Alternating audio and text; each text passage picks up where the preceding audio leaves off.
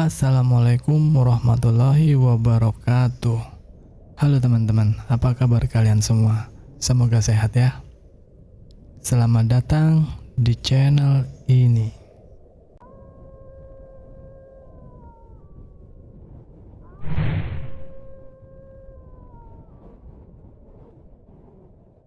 Pada kali ini, kami akan bawakan suatu cerita yang menurut kami lumayan bikin merinding.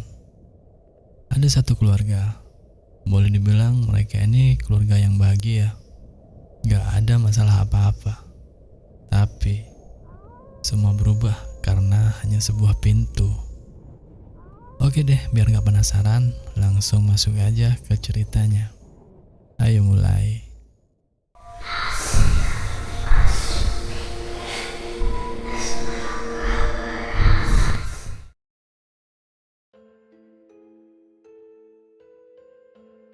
Pagi itu Sarah terbangun. Tidak seperti biasanya. Kali ini dia bangun pagi sekali. Dia terbangun karena dikagetkan oleh suara seperti ada yang sedang mencakar-cakar pintu kamarnya. Dengan wajah yang sedikit murung, dia buka pintu kamarnya dan mulai memeriksa pintunya. Dan memang benar, ada cakaran di bagian bawah pintu kamarnya itu. Dan dia tahu siapa yang melakukannya. Tak lama kemudian tersangka itu datang. Itu adalah Miko, kucing peliharaan keluarga ini. Awalnya, Miko adalah kucing liar. Dia datang hampir tiap hari ke rumah Sarah. Ya, karena kasihan, keluarga Sarah akhirnya menjadikan Miko peliharaan di situ. Miko suka sekali mencakar pintu. Dan yang paling dia suka adalah pintu kamar kosong di depan kamar Sarah. Sarah tinggal di rumah itu bersama ayahnya, Pak Ahmad, ibunya Bu Asih, dan kedua adiknya, Desi dan Tika. Umur Sarah dan Desi memang gak gitu jauh, cuma terpaut 2 tahun. Sarah berumur 19 tahun dan Desi 17 tahun. Sedangkan Tika masih berumur 6 tahun. Di rumah itu juga ada Mbok Mina. Mbok Mina ini adalah seorang yang biasa membantu pekerjaan rumah di situ.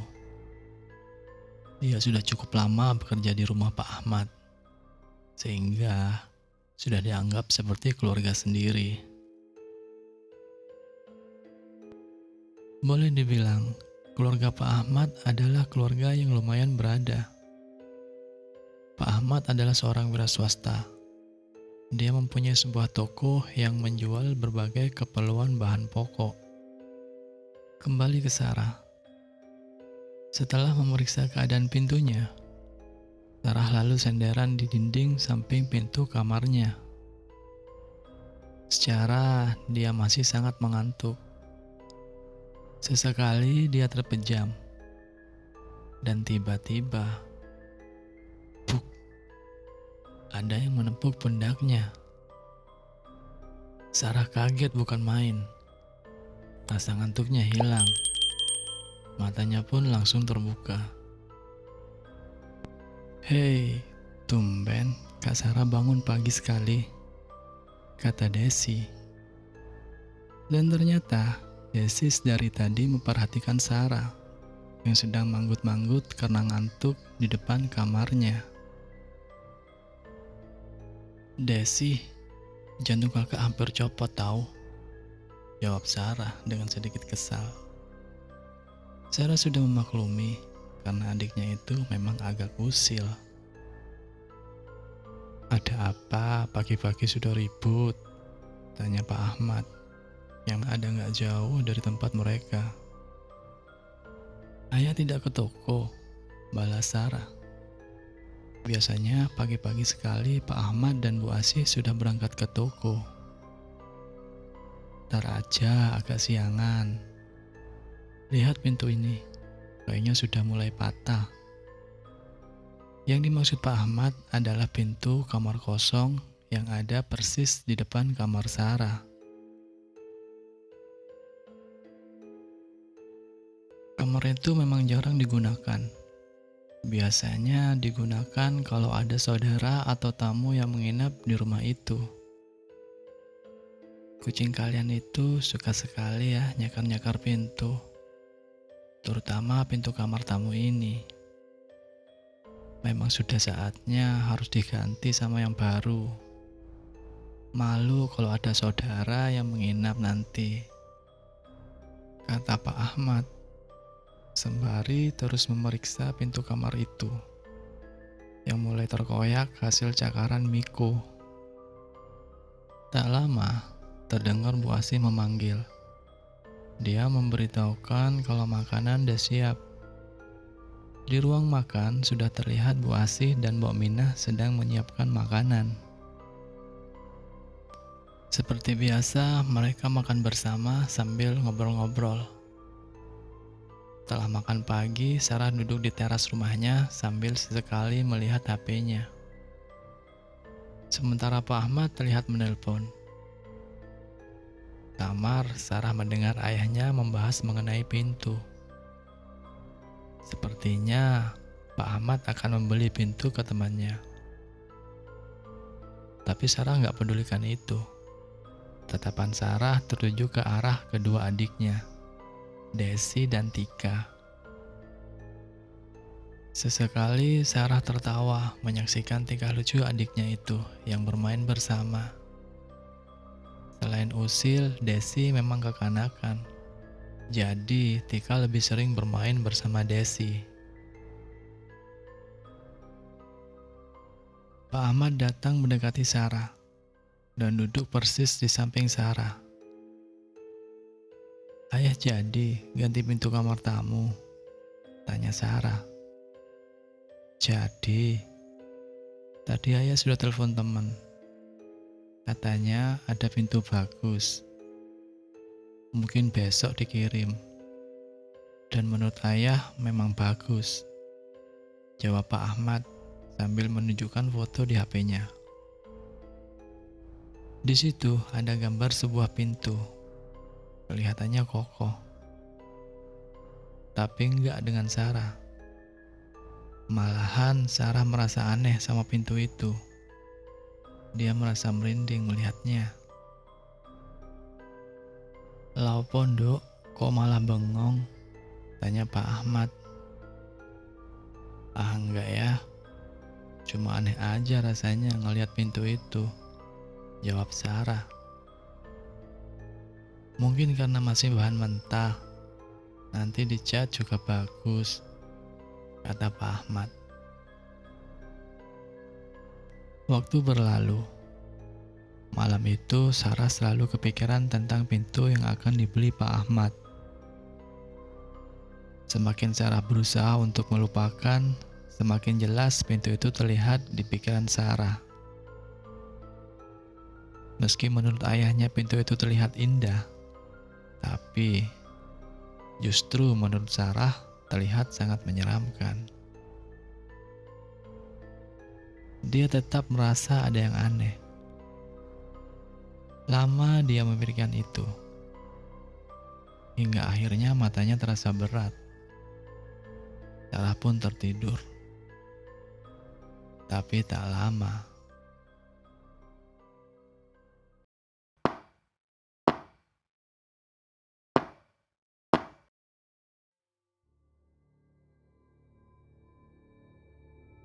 Sarah tersadar. Perlahan, dia membuka matanya. Dia bertanya dalam hati, "Itu suara apa?" Awalnya, Sarah berencana untuk memeriksa keluar. Tapi, pas Sarah menatap ke arah pintu, pintu itu kenapa ada di sini? Kata Sarah heran. Sarah kaget di situ. Dia nggak percaya sama apa yang dia lihat. Itu pintu kamarnya, sama seperti di foto yang Pak Ahmad kasih ke Sarah. Ya, pintu tua itu terpasang di kamar Sarah. Sarah terdiam. Pandangannya terus tertuju ke pintu itu. Dia yakin sekali suara ketukan itu dari sana, dari pintu itu. Rasa heran dan takut bercampur aduk. Dan belum hilang rasa takut yang Sarah rasakan. Tiba-tiba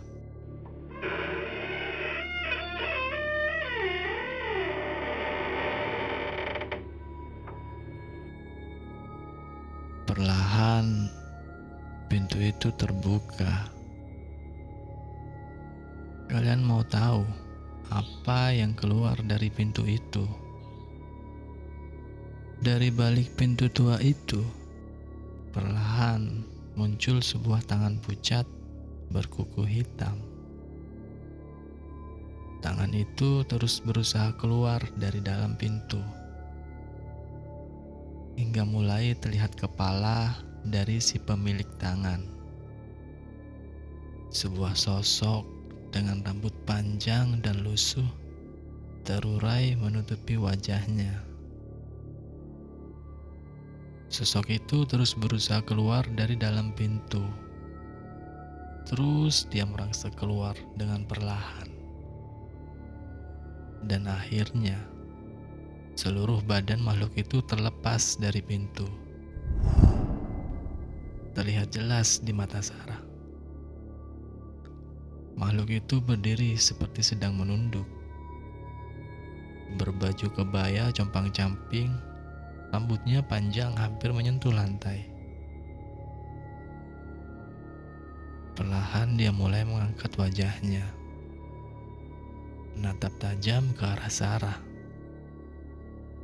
Dan dalam mulutnya keluar cairan kental berwarna hitam pekat.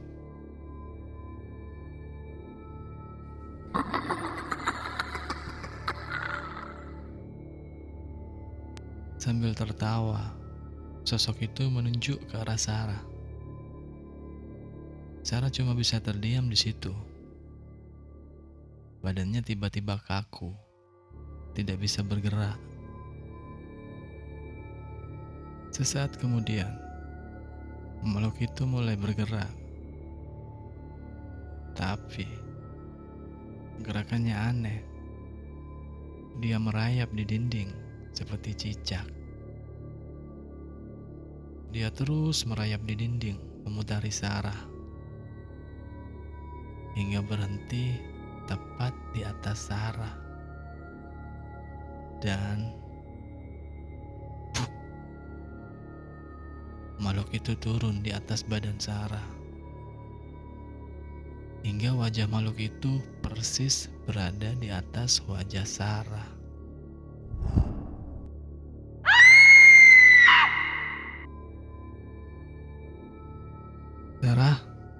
Sarah, kata Pak Ahmad sambil menggoyang-goyangkan badan Sarah. Sarah perlahan membuka mata. Dia tampak bingung. Wajahnya terlihat berkeringat dan pucat. "Ono opo, Nduk? Kenapa kamu teriak-teriak?" kata Bu Asih yang mulai cemas. Dia terus memeluk tubuh anaknya itu. Ternyata itu hanya sebuah mimpi buruk. Tapi aneh, mimpi itu jelas sekali, seperti nyata. "Pasti kamu tadi mimpi buruk. Lain kali sebelum tidur jangan lupa berdoa," kata Pak Ahmad. Sarah hanya diam. Dalam hati dia terus bertanya, apa tadi itu mimpi? Tadi Desi yang panggil ayah sama ibu kemari. Desi sudah bangunin Kak Sarah, tapi Kak Sarah tetap teriak-teriak, kata Desi. Rupanya sebelum Pak Ahmad dan Bu Asih ke situ, Desi sudah berusaha untuk ngebangunin kakaknya itu. Desi terbangun mendengar teriakan Sarah. Ya maklum aja, kamar Desi di sebelah kamar Sarah. Sambil menangis, Sarah terus memeluk ibunya. Dia nggak bisa berkata apa-apa. Tenang dok, atur nafas, kata Bu Asih, sambil memberikan segelas air putih yang dibawa Mbok Minah untuk Sarah. Biar Desi malam ini tidur sama Kak Sarah, Bu. Sekalian jaga Kak Sarah biar nggak ketakutan lagi, kata Desi. Desi nampak khawatir melihat kakaknya itu yang masih ketakutan. Ya sudah, kalian tidur aja. Jangan lupa berdoa ya, Dok, kata Bu Asih. Pak Ahmad dan Bu Asih mulai meninggalkan kamar Sarah dan kembali ke kamar mereka. Sudah kak, jangan dipikirin. Cuma bunga tidur aja, kata Desi. Sarah cuma mengangguk. Dia terus terbayang sama mimpinya itu. Alih-alih mau jaga kakaknya, hanya beberapa menit setelah Pak Ahmad dan Bu Asih meninggalkan kamar Sarah, Desi sudah tidur pulas. Melihat Desi yang sudah tertidur, Sarah hanya bisa mengelai nafas. Pelor juga nih si Desi. Tapi tak lama Sarah juga tertidur. Mungkin karena ada Desi di situ, sedikit ngurangin rasa takut Sarah. Sedikit.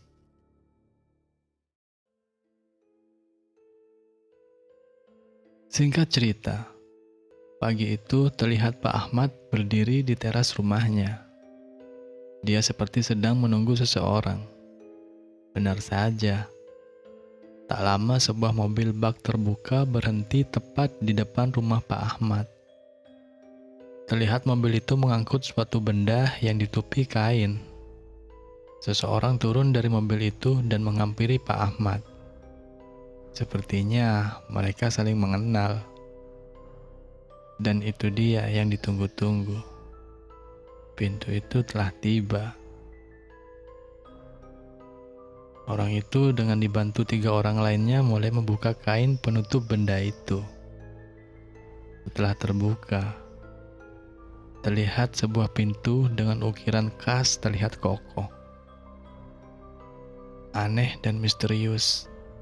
Itu yang saya rasakan saat memandangnya. Mereka mulai mengangkat pintu itu untuk dipindahkan ke dalam rumah. Meski ukurannya sedang, tapi mereka nampak kesulitan mengangkatnya. Pintu itu sepertinya sangat berat. Seolah rumah Pak Ahmad tidak mengizinkan pintu itu masuk ke dalam. Ada yang aneh saat pintu itu tiba. Miko selalu memandang tajam ke arah mereka. Sesekali Miko mengangkat badannya seperti sedang melihat sesuatu.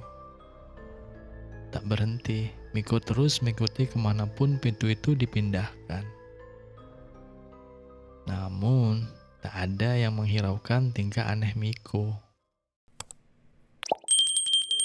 Setelah dicat, pintu itu mulai dipasang. Tidak ada masalah saat pemasangan. Semuanya berjalan lancar. Tidak ada hal yang aneh pagi dan sore itu. Hingga saat makan malam tiba. Seperti biasanya mereka makan malam bersama. Setelah itu mereka ngobrol di ruang keluarga.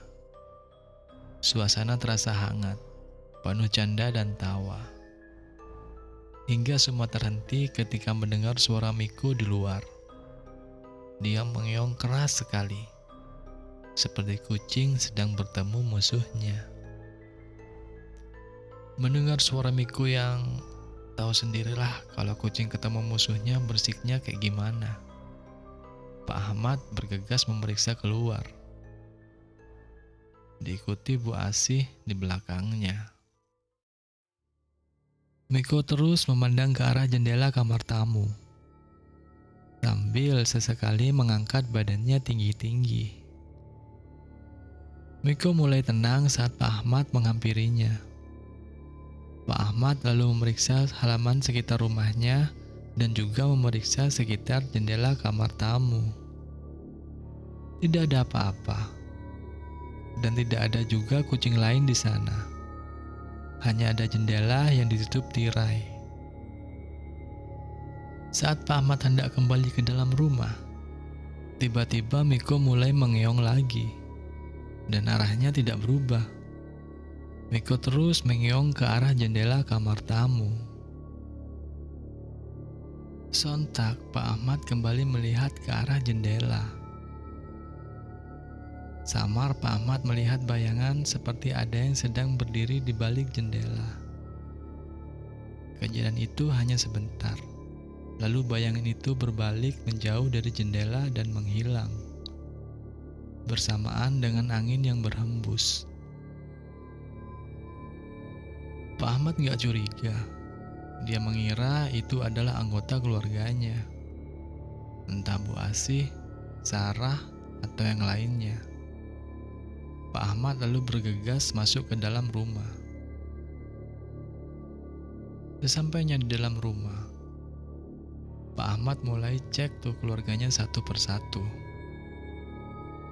Sarah ada, Bu Asih dan Tika ada, Desi ada. Hanya satu orang yang tidak ada di situ, Mbok Mina. Mungkin tadi Mbok Mina lagi tutup jendela kamar tamu, kata Pak Ahmad dalam hati. Ada apa, Pak? Kok seperti orang bingung gitu? Tanya Bu Asih. Tadi ada yang masuk ke kamar tamu ya, Bu? Kata Pak Ahmad. Sepertinya gak ada, Pak. Ada apa, Pak? Kata Bu Asih makin penasaran. Apa Mbok Mina? Kata Pak Ahmad. Pak Ahmad lalu menuju kamar Mbok Mina, sedangkan Bu Asih mengikuti di belakangnya. Setelah mengetok pintu kamar Mbok Mina, tak lama Mbok Mina keluar. Bapak, Ibu, ada apa? Tanya Mbok Mina. Barusan Mbok Mina ke kamar tamu, tanya Pak Ahmad. Enggak, Pak. Setelah sholat Isya di musola, Empok di kamar aja. Terakhir Empok ke kamar tamu sebelum maghrib, cuma untuk nutup jendela. Kaget Pak Ahmad mendengar jawaban Mbok Mina. Bergegas Pak Ahmad menuju kamar tamu, diikuti Bu Asih dan Mbok Mina yang nampak kebingungan. Sesampainya di sana, Pak Ahmad langsung buka pintu kamar tamu. Ternyata kosong. Tak ada seorang pun di situ. Cuma tirainya saja yang bergerak-gerak, tertiup angin karena posisi jendelanya terbuka. Empok yakin betul tadi jendela ini sudah Empok tutup. Kenapa bisa terbuka? Kata Mbok Mina sambil menutup kembali jendela itu. Mungkin Mbok lupa ngunci jendelanya, tanya Bu Asih. Mungkin, Bu. Maklum, Empok sudah tua. Mungkin lupa, jawab Mbok Mina. Ya sudah, nggak apa-apa, Mbok. Lain kali tolong dicek lagi ya kalau nutup jendela, kata Pak Ahmad. Baik, Pak. Kalau memang tidak ada apa-apa lagi, Empok pamit ke kamar lagi, kata Mbok Mina. Pak Ahmad cuma mengangguk aja. Dia masih kepikiran sama apa yang dia lihat tadi. Dia lalu menceritakan apa yang dia lihat ke Bu Asih. Bu Asih cuma bilang, mungkin cuma bayangan pohon aja. Dan Pak Ahmad coba percaya perkataan Bu Asih. Kemudian mereka kembali ke ruang keluarga di mana Sarah, Desi, dan Tika berada. Bu, Tika sudah ngantuk. Ayo antar Tika ke kamar. Kata Tika sambil memeluk ibunya. Pergilah Bu Asih dan Tika ke kamar mereka. Beberapa waktu kemudian, Desi juga berpamitan pada ayahnya. Kemudian disusul Sarah yang juga pergi menuju kamarnya. Sebelum masuk ke kamarnya, Sarah masih sempat memperhatikan pintu kamar tamu itu. Ada apa dengan pintu ini? Tanya Sarah dalam hati. Lumayan lama dia perhatikan pintu itu. Kemudian dia masuk ke dalam kamarnya. Tak ada yang aneh. Hanya saja udara saat itu berbeda. Lebih panas. Tak seperti biasanya. Meski sudah menghidupkan AC, namun udara masih saja panas. Sarah coba untuk memejamkan mata. Tiba-tiba, HP-nya Sarah berbunyi.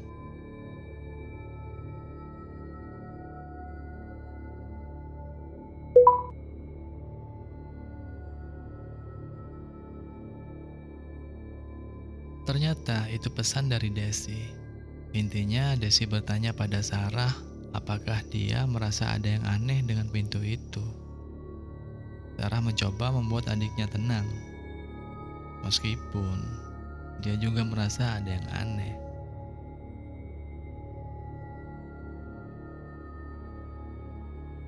Pesan kedua Sarah tidak dibalas Desi.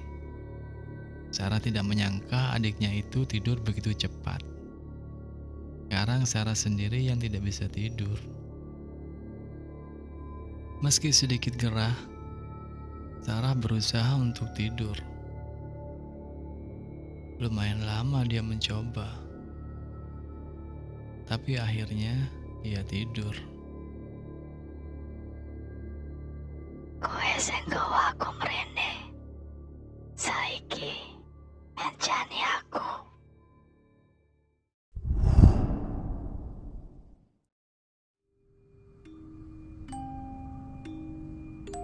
Oke teman-teman, sampai di sini ceritanya. Jangan lupa like dan subscribe agar gak ketinggalan sama cerita yang lain. Terima kasih.